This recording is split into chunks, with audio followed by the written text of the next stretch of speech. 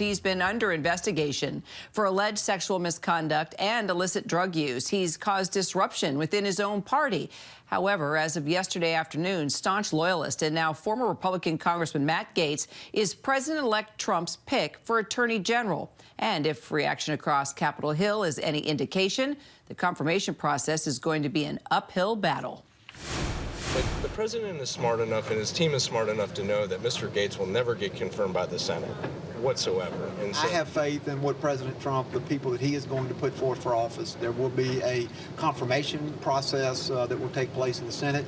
And so if there are any questions that any members of the Senate have, they'll have the opportunity to ask.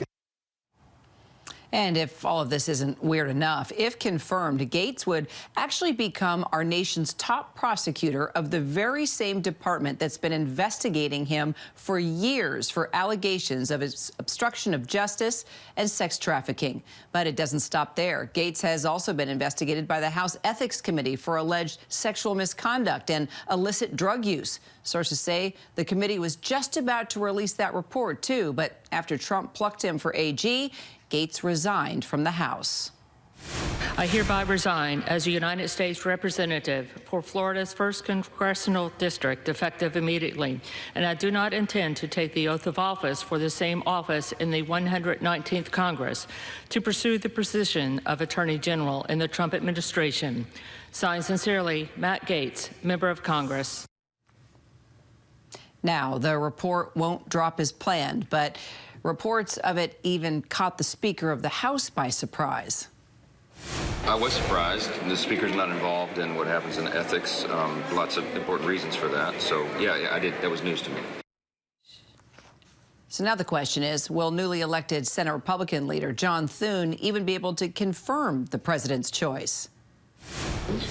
I don't know until we start the process, and that's what we intend to do with him and all the other potential nominees. None of this stuff's formal yet, but you know, when it is, we expect our committees to do their jobs and provide the advice and consent that is required under the Constitution. Senior White House correspondent Selena Wang and contributing political correspondent and the co-author of Politico's Playbook, Rachel Bade, join me now. So, Rachel, your sources gave you some pretty good scoop on how this Gaetz nomination was a bit of a clandestine operation. Yeah, it came out of nowhere, Kira. I mean, it blindsided his own staff. Matt Gaetz was not even on the short list for Attorney General when Trump was doing these sort of interviews lately to pick someone. But there was this intense lobbying campaign that happened on the plane to Washington just yesterday. It was not only Gaetz, but a longtime sort of ally of Matt Gaetz and Donald Trump, a guy by the name of Boris Epshteyn. Now, this is somebody who was part of this sort of he was a recruiter to bring in fake electors for Trump in 2020. He's been a big champion of his on TV, defending him quite a bit.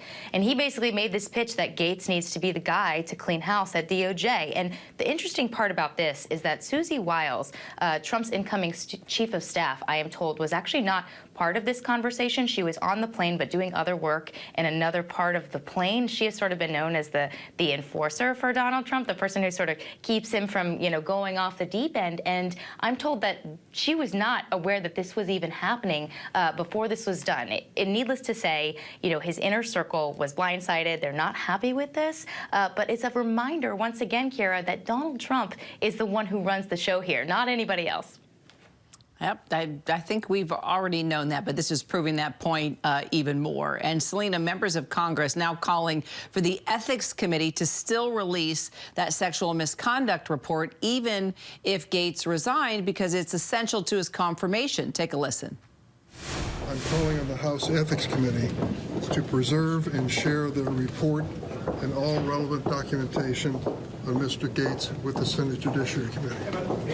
The sequence and timing of Mr. Gaetz' resignation from the House raises serious questions about the contents of the House Ethics Committee report.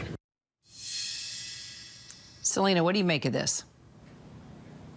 Yeah, look, it's really an open question as to whether or not we actually get this report. It is up to the House Ethics Committee, effectively by Gaetz resigning from Congress, that pretty much snuffed out this investigation. Now, it's likely they are not going to formally release it, but this report could always leak. And you just played that soundbite from Senator Dick Durbin, who currently chairs the Senate Judiciary Committee. There is a lot of pressure, especially from Democrats in Congress, for this report to get out there. And let's just recap here what this is all about. So Gaetz had been under investigation by the House Ethics Committee for allegations of sexual misconduct and illicit drug use. Then on top of that, he had also been under investigation by the DOJ for years about allegations of obstruction of justice and sex trafficking. The DOJ ultimately closed that investigation without bringing any charges. But to say that the choice of Gaetz was explosive is an understatement here. Just to add to Rachel's reporting, we had also heard from sources that this decision was made by Donald Trump in less than 24 hours, and that as of earlier this week, Donald Trump had interviewed with several possible candidates, and he walked away dissatisfied every single time. What's clear here is that Donald Trump wants someone who has complete loyalty to him.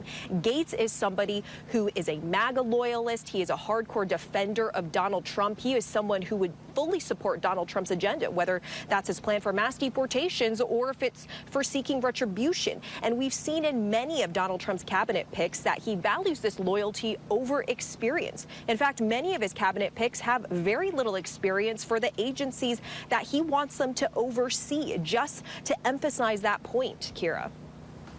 So, Rachel, is there even a path to confirmation for Gaetz? Is Thune willing to go against Trump this early into, his new leadership? You know, Kira, it's going to be a real test of the relationship between John Thune and Donald Trump, who, they've had this frosty relationship before.